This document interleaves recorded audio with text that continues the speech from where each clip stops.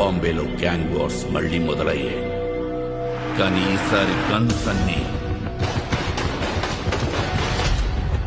సత్యదాదా వైపు తిరిగాయి. వాడి చుట్టుపక్కలే ఎక్కడో దాక్కున్నాడు.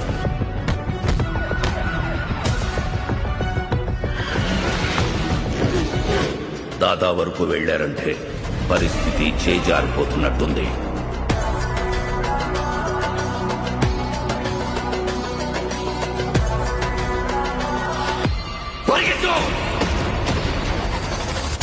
వాళ్ళ ఎదుట నిలబడి గెలవడానికి మాత్రం ఒక్కడే.